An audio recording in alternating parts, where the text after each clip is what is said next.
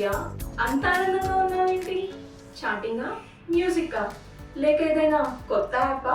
ఒక్కోసారి మనకి మంచి మ్యూజిక్ వినాలనిపిస్తుంది, మనకి నచ్చిన వాళ్ళతో మ్యూజిక్ షేర్ చేసుకోవాలనిపిస్తుంది, సేమ్ మ్యూజిక్ టేస్ట్ ఉన్న వాళ్ళతో మాట్లాడాలని కూడా అనిపిస్తుంది.